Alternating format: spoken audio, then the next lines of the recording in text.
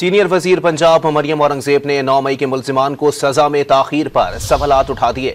لاہور میں press conference کے دوران واضح کیا کہ کسی سیاسی جماعت پر پابندی نہیں ہونی چاہیے، مگر پی ٹی آئی سیاسی جماعت نہیں، قومی سیاست کو اس گند سے پاک کرنا ہوگا۔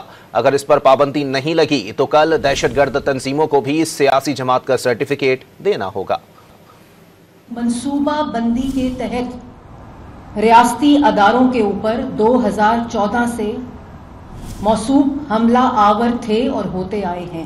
یہ کون سی نئی بات ہے کہ اعتراف جرم ہو گیا؟ یہ اعتراف جرم، اعتراف گناہ کا وقت نہیں ہے، یہ سزا دینے کا وقت ہے۔ 2018 سے 2022 تک کیا کیا؟ اپنی نالائکی کی دہشت گردی، اپنی نااہلی کی دہشت گردی، اپنی چور بازاری کی دہشت گردی، ملک کو بھوکا کر کے چلا گیا۔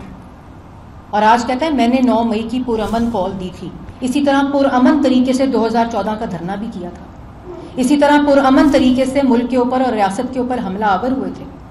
اسی طرح ڈیجیٹل دہشت گردی کے ذریعے یہ اس وقت سے معاملہ شروع ہوا ہے کہ باہر اپنے نمائندے بٹھا کر، باہر اپنے پیادے بٹھا کر تو ملک اور ریاست کے خلاف باہر سے ان تمام بیرونی سازشوں کا حصہ بن کر ملک کے اوپر اور ریاست کے اوپر چڑھ دوڑو۔